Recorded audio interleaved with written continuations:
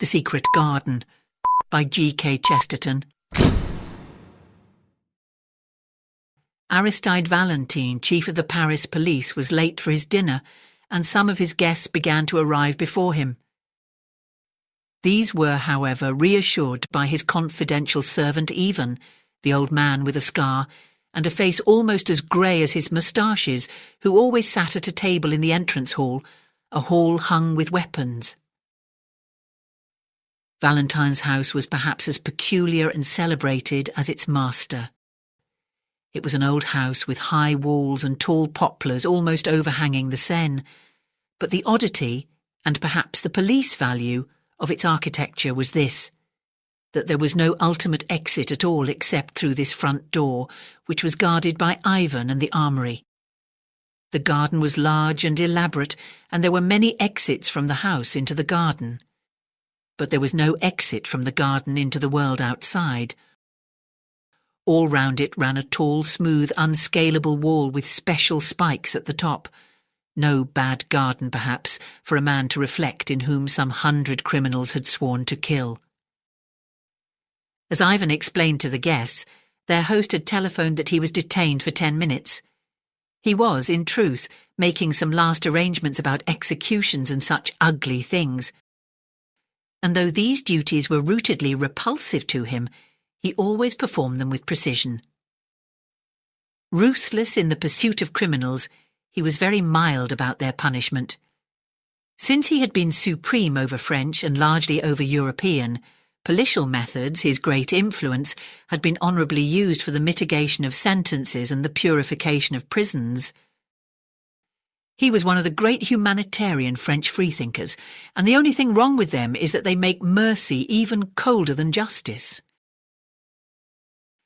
When Valentine arrived, he was already dressed in black clothes and the red rosette, an elegant figure, his dark beard already streaked with grey. He went straight through his house to his study, which opened on the grounds behind. The garden door of it was open, and after he had carefully locked his box in its official place, he stood for a few seconds at the open door, looking out upon the garden. A sharp moon was fighting with the flying rags and tatters of a storm, and Valentine regarded it with a wistfulness unusual in such scientific natures as his. Perhaps such scientific natures have some psychic prevision of the most tremendous problem of their lives. From any such occult mood, at least, he quickly recovered, for he knew he was late, and that his guests had already begun to arrive. A glance at his drawing room when he entered it was enough to make certain that his principal guest was not there at any rate. He saw all the other pillars of the little party. He saw Lord Galloway, the English ambassador, a choleric old man with a russet face like an apple, wearing the blue ribbon of the Garter. He saw Lady Galloway, slim and thread-like, with silver hair and a face sensitive and superior. He saw her daughter, Lady Margaret Graham, a pale and pretty girl with an elfish face and copper-coloured hair. He saw the Duchess of Montsant, Michelle, black-eyed and opulent, and with her 2 daughters, black-eyed and opulent also. He saw Dr. Simon, a typical French scientist with glasses, a pointed brown beard, and a forehead barred with those parallel wrinkles which are the penalty of superciliousness, since they come through constantly elevating the eyebrows. He saw Father Brown, of Cobhole, in Essex, whom he had recently met in England. He saw, perhaps with more interest than any of these, a tall man in uniform, who had bowed to the Galloways without receiving any very hearty acknowledgment, and who now advanced alone to pay his respects to his host. This was Commandant O'Brien, of the French Foreign Legion. He was a slim, yet somewhat swaggering figure, clean-shaven, dark-haired, and blue-eyed, and, as seemed natural in an officer of that famous regiment of victorious failures and successful suicides, he had an air at once dashing and melancholy. He was by birth an Irish gentleman, and in boyhood had known the Galloways, especially Margaret Graham. He had left his country after some crash of debts, and now expressed his complete freedom from British etiquette by swinging about in uniform, sabre and spurs. When he bowed to the ambassador's family, Lord and Lady Galloway bent stiffly, and Lady Margaret looked away. But for whatever old causes such people might be interested in each other, the distinguished host was not specially interested in them. No one of them, at least, was in his eyes the guest of the evening. Valentine was expecting, for special reasons, a man of worldwide fame whose friendship he had secured during some of his great detective tours and triumphs in the United States. He was expecting Julius K. Brain, that multimillionaire whose colossal and even crushing endowments of small religions have occasioned so much easy sport and easier solemnity for the American and English papers. Nobody could quite make out whether Mr. Brain was an atheist or a Mormon or a Christian Scientist, but he was ready to pour money into any intellectual vessel so long as it was an untried vessel. One of his hobbies was to wait for the American Shakespeare, a hobby more patient than angling. He admired Walt Whitman, but thought that Luke P. Tanner of Paris, Pennsylvania, was more progressive than Whitman any day. He liked anything that he thought progressive. He thought Valentine progressive, thereby doing him a grave injustice. The solid appearance of Julius K. Brain in the room was as decisive as a dinner bell. He had this great quality, which very few of us can claim, that his presence was as big as his absence. He was a huge fellow, as fat as he was tall, clad in complete evening black, without so much relief as a watch chain or a ring. His hair was white and well brushed back like a German's. His face was red, fierce and cherubic, with one dark tuft under the lower lip that threw up that otherwise infantile visage with an effect theatrical and even Mephistophelian. Not long, however, did that salon merely stare at the celebrated American. His lateness had already become a domestic problem, and he was sent with all speed into the dining room with Lady Galloway on his arm. Except on one point, the Galloways were genial and casual enough. So long as Lady Margaret did not take the arm of that adventurer O'Brien, her father was quite satisfied, and she had not done so. She had decorously gone in with Dr. Simon. Nevertheless, old Lord Galloway was restless and almost rude. He was diplomatic enough during dinner, but when, over the cigars, three of the younger men, Simon the doctor, Brown the priest, and the detrimental O'Brien, the exile in a foreign uniform, all melted away to mix with the ladies or smoke in the conservatory, then the English diplomatist grew very undiplomatic indeed. He was stung every 60 seconds with the thought that the scamp O'Brien might be signalling to Margaret somehow. He did not attempt to imagine how. He was left over the coffee with Brain, the hoary Yankee who believed in all religions, and Valentin, the grizzled Frenchman who believed in none. They could argue with each other, but neither could appeal to him. After a time, this progressive logomachy had reached a crisis of tedium. Lord Galloway got up also and sought the drawing-room. He lost his way in long passages for some 6 or 8 minutes, till he heard the high-pitched didactic voice of the doctor, and then the dull voice of the priest, followed by general laughter. They also, he thought with a curse, were probably arguing about science and religion. But the instant he opened the salon door, he saw only one thing. He saw what was not there. He saw that Commandant O'Brien was absent, and that Lady Margaret was absent too. Rising impatiently from the drawing-room as he had from the dining-room, he stamped along the passage once more. His notion of protecting his daughter from the Irish-Algerian ne'er-do-well had become something central and even mad in his mind. As he went towards the back of the house, where was Valentine's study, he was surprised to meet his daughter, who swept past with a white, scornful face which was a second enigma. If she had been with O'Brien, where was O'Brien? If she had not been with O'Brien, where had she been? With a sort of senile and passionate suspicion, he groped his way to the dark back parts of the mansion, and eventually found a servant's entrance that opened onto the garden. The moon with her scimitar had now ripped up and rolled away all the storm rack. The argent light lit up all four corners of the garden. A tall figure in blue was striding across the lawn towards the study door.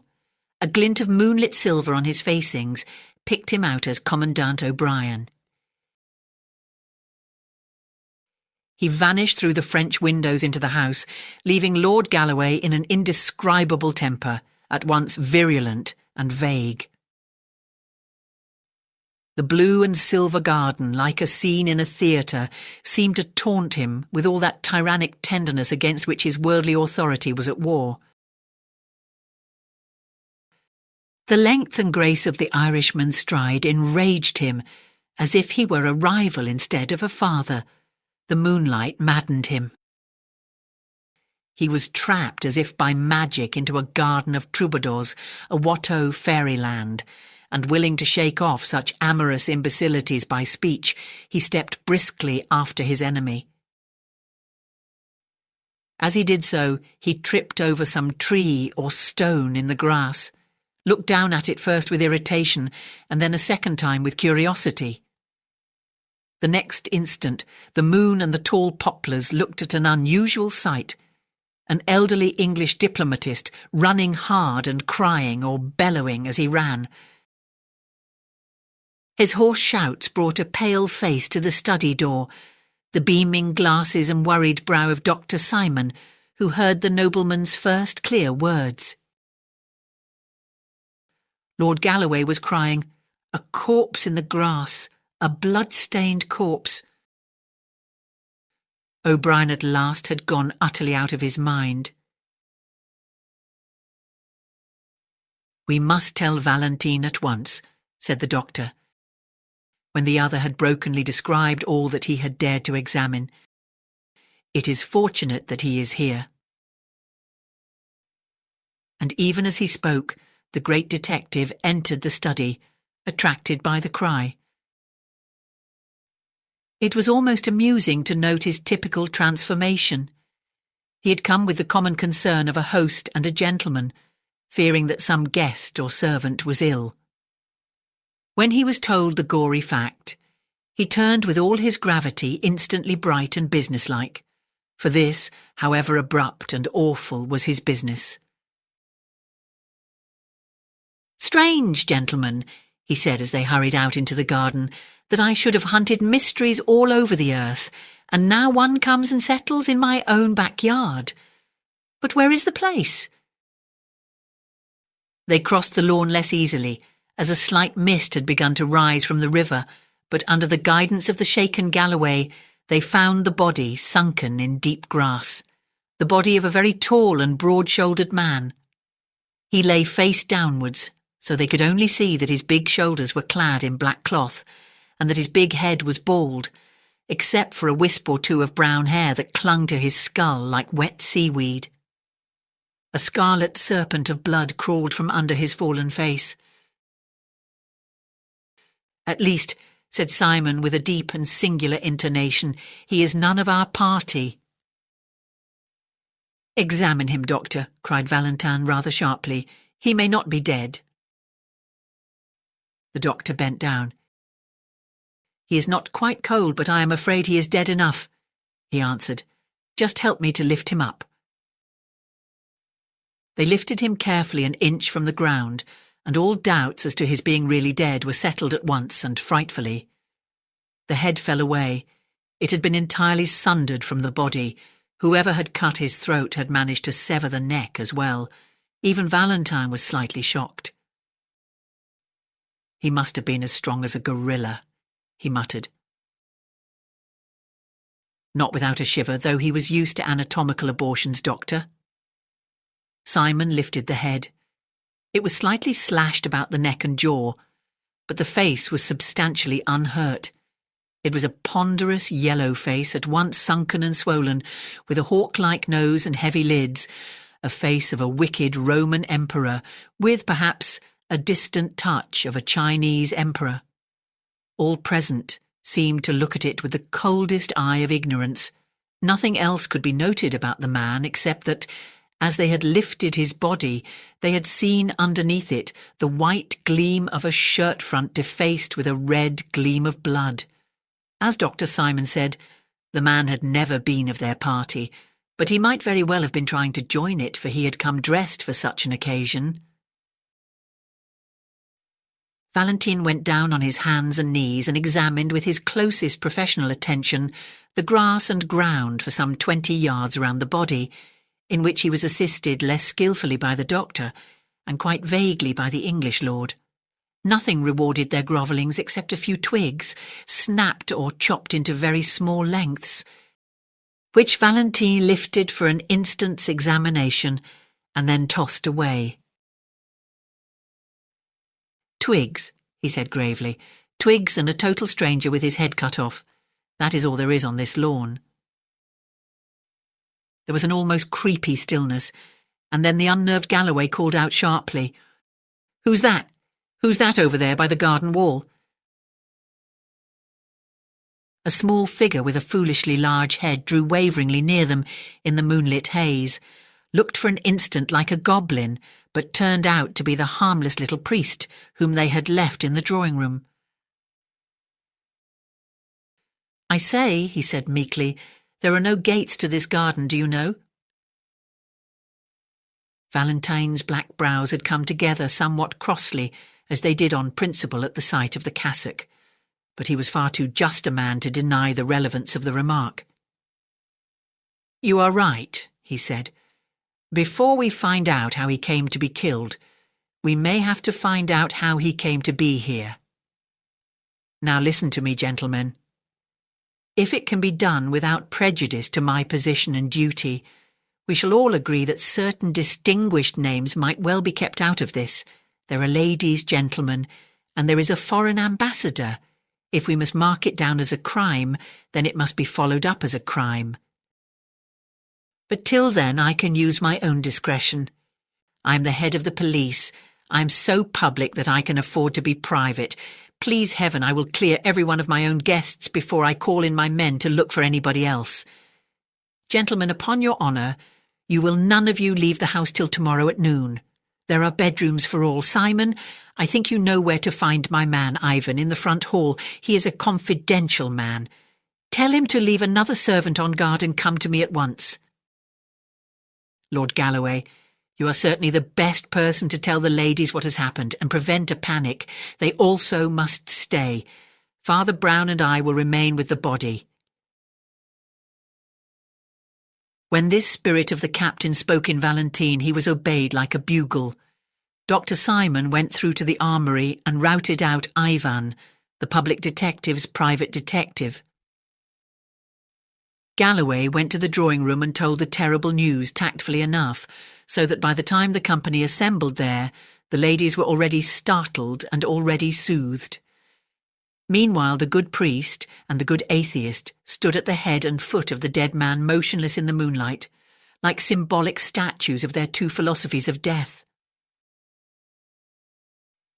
Ivan, the confidential man with the scar and the moustaches, came out of the house like a cannonball and came racing across the lawn to Valentin, like a dog to his master. His livid face was quite lively with the glow of this domestic detective story, and it was with almost unpleasant eagerness that he asked his master's permission to examine the remains. "Yes, look if you like, Ivan," said Valentine, "but don't be long. We must go in and thrash this out in the house." Ivan lifted the head and then almost let it drop. "Why," he gasped, No, it isn't, it can't be. Do you know this man, sir?" "No," said Valentine indifferently. "We had better go inside." Between them they carried the corpse to a sofa in the study, and then all made their way to the drawing-room. The detective sat down at a desk quietly, and even without hesitation. but his eye was the iron eye of a judge at assize. He made a few rapid notes upon paper in front of him, and then said shortly, "Is everybody here?" "Not Mr. Brain," said the Duchess of Mont Saint-Michel, looking round. "No," said Lord Galloway in a hoarse, harsh voice, "and not Mr. Neil O'Brien, I fancy. I saw that gentleman walking in the garden when the corpse was still warm." "Ivan," said the detective, "go and fetch Commandant O'Brien and Mr. Brain. Mr. Brain, I know, is finishing a cigar in the dining-room. Commandant O'Brien, I think, is walking up and down the conservatory. I'm not sure." The faithful attendant flashed from the room, and before anyone could stir or speak, Valentine went on with the same soldierly swiftness of exposition. "Everyone here knows that a dead man has been found in the garden, his head cut clean from his body.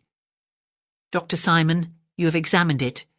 Do you think that to cut a man's throat like that would need great force, or perhaps only a very sharp knife?" "I should say that it could not be done with a knife at all," said the pale doctor. "Have you any thought," resumed Valentine, "of a tool with which it could be done?" "Speaking within modern probabilities, I really haven't," said the doctor, arching his painful brows. "It's not easy to hack a neck through, even clumsily, and this was a very clean cut. It could be done with a battle-axe or an old headsman's axe or an old two-handed sword. But good heavens," cried the Duchess almost in hysterics, "there aren't any two-handed swords and battle-axes round here." Valentine was still busy with the paper in front of him. "Tell me," he said, still writing rapidly, "could it have been done with a long French cavalry sabre?"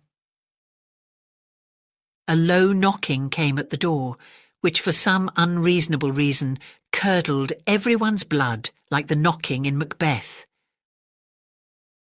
Amid that frozen silence, Dr. Simon managed to say, "A sabre, yes, I suppose it could." "Thank you," said Valentine. "Come in, Ivan."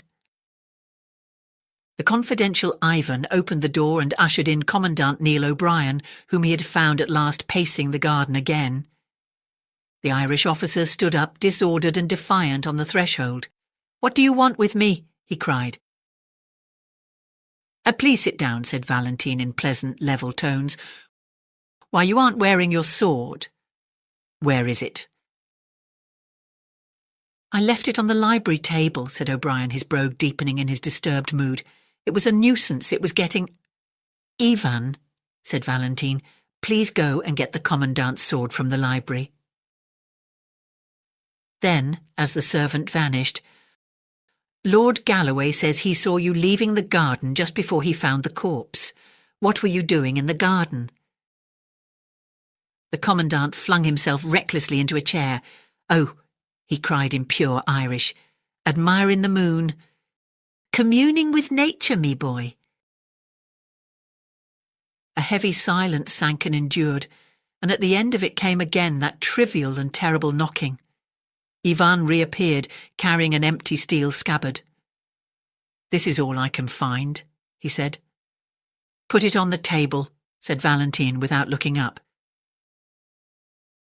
There was an inhuman silence in the room, like that sea of inhuman silence round the dock of the condemned murderer. The Duchess's weak exclamations had long ago died away. Lord Galloway's swollen hatred was satisfied and even sobered. The voice that came was quite unexpected.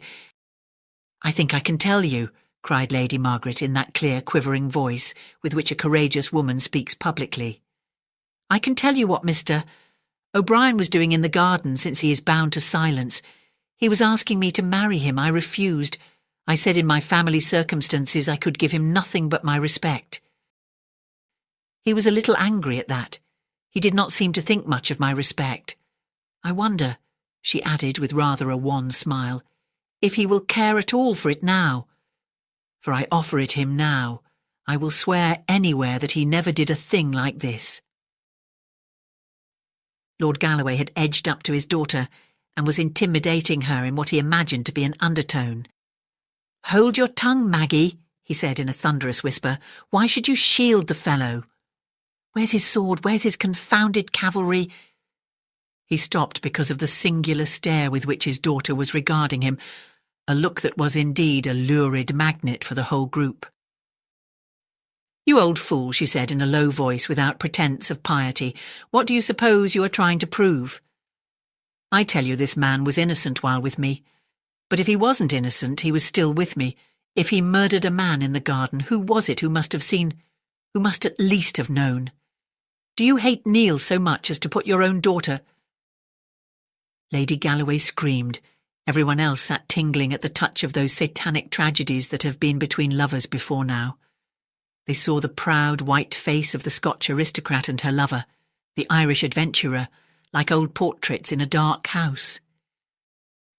The long silence was full of formless historical memories of murdered husbands and poisonous paramours. In the centre of this morbid silence, an innocent voice said, "Was it a very long cigar?" The change of thought was so sharp that they had to look round to see who had spoken. "I mean," said little Father Brown from the corner of the room, "I mean that cigar Mr. Brain is finishing. It seems nearly as long as a walking stick." Despite the irrelevance, there was assent as well as irritation in Valentine's face as he lifted his head. "Quite right," he remarked sharply.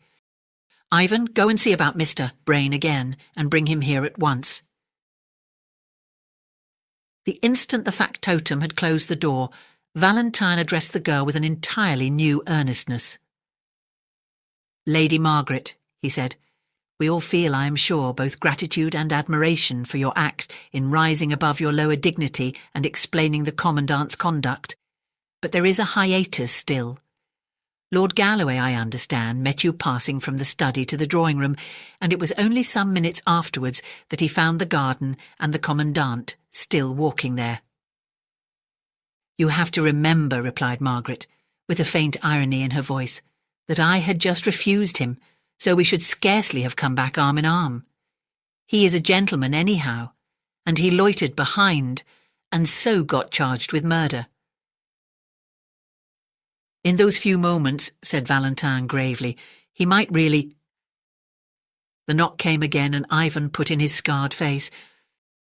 "Beg pardon, sir," he said, "but Mr. Brain has left the house." "Left?" cried Valentine, and rose for the first time to his feet. "Gone. Scooted. Evaporated," replied Ivan in humorous French. "His hat and coat are gone too, and I'll tell you something to cap it all. I ran outside the house to find any traces of him, and I found one, and a big trace too."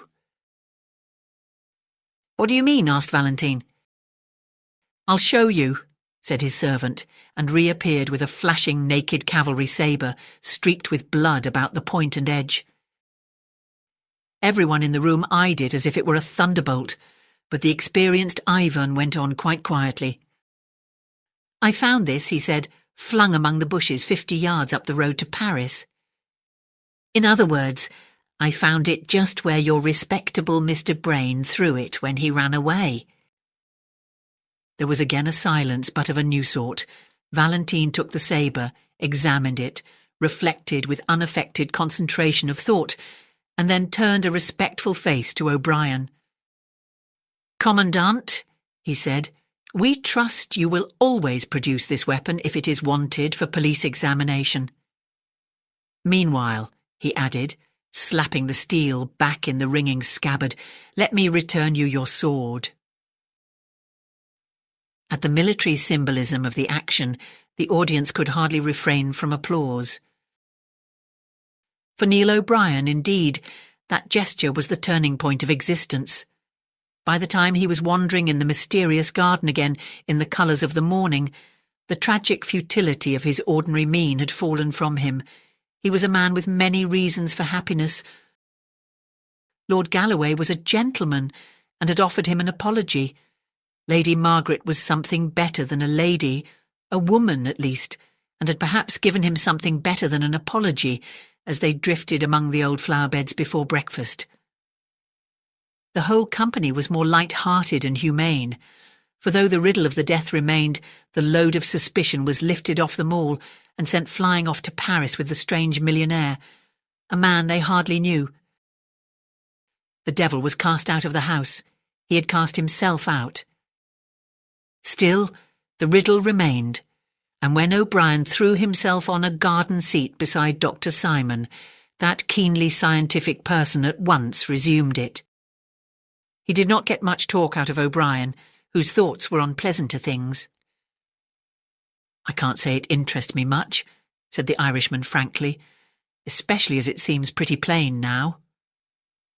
Apparently Brain hated this stranger for some reason, lured him into the garden and killed him with my sword. Then he fled to the city, tossing the sword away as he went. By the way, Ivan tells me the dead man had a Yankee dollar in his pocket, so he was a countryman of Brain's, and that seems to clinch it. I don't see any difficulties about the business. "There are 5 colossal difficulties," said the doctor quietly. "Like high walls within walls. Don't mistake me. I don't doubt that Brain did it. His flight, I fancy, proves that. But as to how he did it. First difficulty. Why should a man kill another man with a great hulking sabre when he can almost kill him with a pocket knife and put it back in his pocket? Second difficulty. Why was there no noise or outcry? Does a man commonly see another come up waving a scimitar and offer no remarks? Third difficulty. A servant watched the front door all the evening, and a rat cannot get into Valentine's garden anywhere. How did the dead man get into the garden?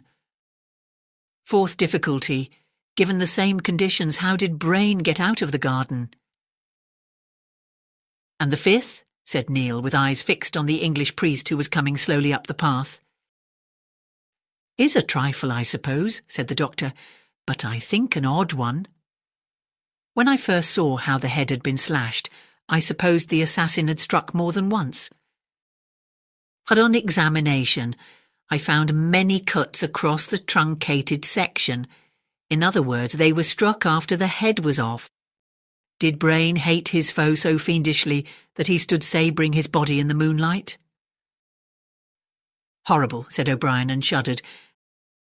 The little priest, Brown, had arrived while they were talking, and had waited with characteristic shyness till they had finished. Then he said awkwardly, "I say, I'm sorry to interrupt, but I was sent to tell you the news." "News?" repeated Simon, and stared at him rather painfully through his glasses.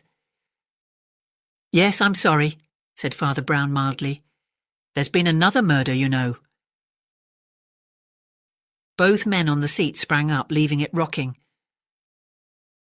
"And what's stranger still," continued the priest, with his dull eye on the rhododendrons, "it's the same disgusting sort. It's another beheading.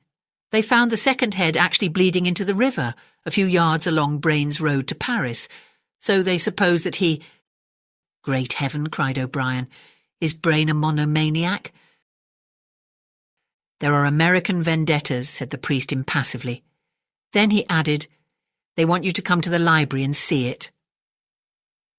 Commandant O'Brien followed the others towards the inquest, feeling decidedly sick.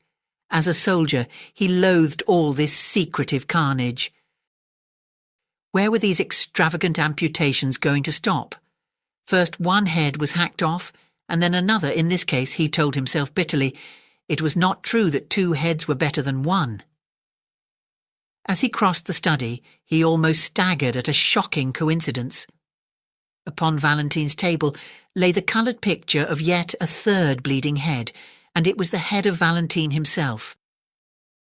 A second glance showed him it was only a nationalist paper called The Guillotine, which every week showed one of its political opponents with rolling eyes and writhing features just after execution, for Valentine was an anti-clerical of some note. But O'Brien was an Irishman, with a kind of chastity even in his sins, and his gorge rose against that great brutality of the intellect, which belongs only to France. He felt Paris as a whole, from the grotesques on the Gothic churches to the gross caricatures in the newspapers. He remembered the gigantic jests of the Revolution. He saw the whole city as one ugly energy, from the sanguinary sketch lying on Valentine's table up to where, above a mountain and forest of gargoyles, the great devil grins on Notre Dame. The library was long, low and dark. What light entered it shot from under low blinds and had still some of the ruddy tinge of morning. Valentine and his servant Ivan were waiting for them at the upper end of a long, slightly sloping desk, on which lay the mortal remains looking enormous in the twilight. The big black figure and yellow face of the man found in the garden confronted them essentially unchanged. The second head, which had been fished from among the river reeds that morning, lay streaming and dripping beside it. Valentine's men were still seeking to recover the rest of this second corpse, which was supposed to be afloat. Father Brown, who did not seem to share O'Brien's sensibilities in the least, went up to the second head and examined it with his blinking care. It was little more than a mop of wet white hair, fringed with silver fire in the red and level morning light. The face, which seemed of an ugly, empurpled and perhaps criminal type, had been much battered against trees or stones as it tossed in the water. "Good morning, Commandant O'Brien," said Valentine with quiet cordiality. "You have heard of Brain's last experiment in butchery, I suppose?" Father Brown was still bending over the head with white hair, and he said without looking up, "I suppose it is quite certain that Brain cut off this head too." "Well, it seems common sense," said Valentine with his hands in his pockets. "Killed in the same way as the other, found within a few yards of the other, and sliced by the same weapon which we know he carried away." Yes, I know," replied Father Brown submissively. "Yet, I doubt whether Brain could have cut off this head." "Why not?" inquired Dr. Simon with a rational stare. "Well, doctor," said the priest, looking up blinking, "can a man cut off his own head?" "I don't know." O'Brien felt an insane universe crashing about his ears, but the doctor sprang forward with impetuous practicality and pushed back the wet white hair. "Oh, there's no doubt it's Brain," said the priest quietly. "He had exactly that chip in the left ear." The detective, who had been regarding the priest with steady and glittering eyes, opened his clenched mouth and said sharply, "You seem to know a lot about him, Father Brown." "I do," said the little man simply. "I've been about with him for some weeks. He was thinking of joining our church." The star of the fanatic sprang into Valentine's eyes. He strode towards the priest with clenched hands. "And perhaps," he cried with a blasting sneer, "perhaps he was also thinking of leaving all his money to your church." "Perhaps he was," said Brown stolidly. "It is possible." "In that case," cried Valentine with a dreadful smile, "you may indeed know a great deal about him, about his life and about his—" Commandant O'Brien laid a hand on Valentine's arm. "Drop that slanderous rubbish, Valentine," he said, "or there may be more swords yet." But Valentine, under the steady, humble gaze of the priest, had already recovered himself. "Well," he said shortly, "people's private opinions can wait. You gentlemen are still bound by your promise to stay. You must enforce it on yourselves and on each other. Ivan here will tell you anything more you want to know. I must get to business and write to the authorities. We can't keep this quiet any longer. I shall be writing in my study if there is any more news." "Is there any more news, Ivan?" asked Dr. Simon, as the chief of police strode out of the room. "Only one more thing, I think, sir," said Ivan, wrinkling up his grey old face. "But that's important too, in its way. There's that old buffer you found on the lawn." And he pointed without pretence of reverence at the big black body with the yellow head. "We've found out who he is anyhow." "Indeed," cried the astonished doctor. "And who is he?" "His name was Arnold Becker," said the under-detective, "though he went by many aliases. He was a wandering sort of scamp and is known to have been in America, so that was where Brain got his knife into him. We didn't have much to do with him ourselves, for he worked mostly in Germany. We've communicated, of course, with the German police, but oddly enough, there was a twin brother of his, named Louis Becker, whom we had a great deal to do with. In fact, we found it necessary to guillotine him only yesterday. Well, it's a rum thing, gentlemen, but when I saw that fellow flat on the lawn, I had the greatest jump of my life. If I hadn't seen Louis Becker guillotined with my own eyes, I'd have sworn it was Louis Becker lying there in the grass. Then, of course, I remembered his twin brother in Germany, and following up the clue... The explanatory Ivan stopped, for the excellent reason that nobody was listening to him. The Commandant and the doctor were both staring at Father Brown, who had sprung stiffly to his feet and was holding his temples tight like a man in sudden and violent pain. "Stop, stop, stop!" he cried. "Stop talking a minute, for I see half. Will God give me strength? Will my brain make the one jump and see all? Heaven help me. I used to be fairly good at thinking. I could paraphrase any page in Aquinas once. Will my head split, or will it see? I see half. I only see half."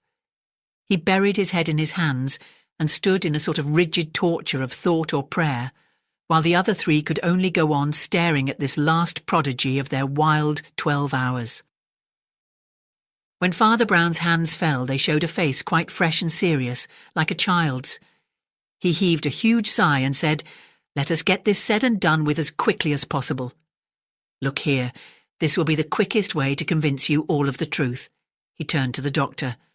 "Dr. Simon," he said, "you have a strong headpiece, and I heard you this morning asking the 5 hardest questions about this business. Well, if you will ask them again, I will answer them." Simon's pince-nez dropped from his nose in his doubt and wonder, but he answered at once. "Well, the first question, you know, is why a man should kill another with a clumsy sabre at all when a man can kill with a bodkin."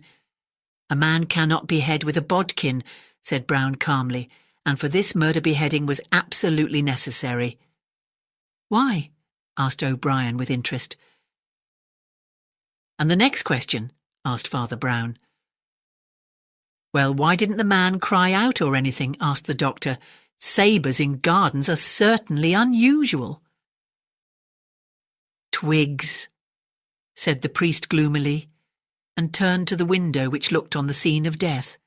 No one saw the point of the twigs. Why should they lie on that lawn, look at it, so far from any tree? They were not snapped off. They were chopped off. The murderer occupied his enemy with some tricks with the sabre, showing how he could cut a branch in mid-air or what not. Then, while his enemy bent down to see the result, a silent slash and the head fell. "Well," said the doctor slowly, "that seems plausible enough. But my next 2 questions will stump anyone." The priest still stood looking critically out of the window and waited. "You know how all the garden was sealed up like an airtight chamber," went on the doctor. "Well, how did the strange man get into the garden?" Without turning round, the little priest answered, "There never was any strange man in the garden." There was a silence, and then a sudden cackle of almost childish laughter relieved the strain. The absurdity of Brown's remark moved Ivan to open taunts. "Oh," he cried, "then we didn't lug a great fat corpse onto a sofa last night. He hadn't got into the garden, I suppose." "Got into the garden?" repeated Brown reflectively. "No, not entirely." "Hang it all," cried Simon. "A man gets into a garden or he doesn't." "Not necessarily," said the priest with a faint smile. "What is the next question, Doctor?" "I fancy you're ill," exclaimed Dr. Simon sharply. "But I'll ask the next question if you like. How did Brain get out of the garden?" "He didn't get out of the garden," said the priest, still looking out of the window. "Didn't get out of the garden!" exploded Simon. "Not completely," said Father Brown. Simon shook his fists in a frenzy of French logic. "A man gets out of a garden or he doesn't," he cried. "Not always," said Father Brown. Dr. Simon sprang to his feet impatiently. "I have no time to spare on such senseless talk," he cried angrily. "If you can't understand a man being on one side of a wall or the other, I won't trouble you further." "Doctor," said the cleric very gently, "we have always got on very pleasantly together. If only for the sake of old friendship, stop and tell me your 5th question." The impatient Simon sank into a chair by the door and said briefly, "The head and shoulders were cut about in a queer way. It seemed to be done after death." "Yes," said the motionless priest, "it was done so as to make you assume exactly the one simple falsehood that you did assume. It was done to make you take for granted that the head belonged to the body. The borderland of the brain, where all the monsters are made, moved horribly in the Gaelic O'Brien. He felt the chaotic presence of all the horsemen and fishwomen that man's unnatural fancy has begotten." A voice older than his first father's seemed saying in his ear, "Keep out of the monstrous garden where grows the tree with double fruit. Avoid the evil garden where died the man with 2 heads." Yet, while these shameful symbolic shapes passed across the ancient mirror of his Irish soul, his Frenchified intellect was quite alert, and was watching the odd priest as closely and incredulously as all the rest. Father Brown had turned round at last, and stood against the window with his face in dense shadow, but even in that shadow they could see it was pale as ashes. Nevertheless, he spoke quite sensibly, as if there were no Gaelic souls on earth. "Gentlemen," he said, "you did not find the strange body of Becca in the garden. You did not find any strange body in the garden. In face of Dr. Simon's rationalism, I still affirm that Becca was only partly present. Look here," pointing to the black bulk of the mysterious corpse. "You never saw that man in your lives. Did you ever see this man?" He rapidly rolled away the bald yellow head of the unknown, and put in its place the white-maned head beside it. And there, complete, unified, unmistakable, lay Julius K. Brain. "The murderer," went on Brown quietly, "hacked off his enemy's head and flung the sword far over the wall, but he was too clever to fling the sword only. He flung the head over the wall also. Then he had only to clap on another head to the corpse, and, as he insisted on a private inquest, you all imagined a totally new man." "Clap on another head," said O'Brien, staring. "What other head?" "Heads don't grow on garden bushes, do they?" "No," said Father Brown huskily and looking at his boots. "There is only one place where they grow. They grow in the basket of the guillotine, beside which the chief of police, Aristide Valentin, was standing not an hour before the murder." "Oh, my friends, hear me a minute more before you tear me in pieces. Valentin is an honest man, if being mad for an arguable cause is honesty. But did you never see in that cold grey eye of his that he is mad? He would do anything, to break what he calls the superstition of the cross. He has fought for it and starved for it, and now he has murdered for it." Brain's crazy millions had hitherto been scattered among so many sects that they did little to alter the balance of things, but Valentin heard a whisper that Brain, like so many scatterbrained sceptics, was drifting to us, and that was quite a different thing. Brain would pour supplies into the impoverished and pugnacious Church of France. He would support 6 nationalist newspapers like the Guillotine. The battle was already balanced on a point, and the fanatic took flame at the risk. He resolved to destroy the millionaire, and he did it as one would expect the greatest of detectives to commit his only crime. He abstracted the severed head of Becca on some criminological excuse, and took it home in his official box. He had that last argument with Brain that Lord Galloway did not hear the end of, that failing, he led him out into the sealed garden, talked about swordsmanship, used twigs and a sabre for illustration, and... Ivan of the Scar sprang up. "You lunatic," he yelled. "You'll go to my master now if I take you by—" "Why, I was going there," said Brown heavily. "I must ask him to confess and all that." Driving the unhappy Brown before them like a hostage or sacrifice, they rushed together into the sudden stillness of Valentine's study. The great detective sat at his desk, apparently too occupied to hear their turbulent entrance. They paused a moment, and then something in the look of that upright and elegant back made the doctor run forward suddenly. A touch and a glance showed him that there was a small box of pills at Valentine's elbow, and that Valentine was dead in his chair. And on the blind face of the suicide was more than the pride of Cato. Thank you for listening. I hope you enjoyed this short mystery, and if you did, please click the like and subscribe buttons to help share this story with others. And come back soon for another terrific tale.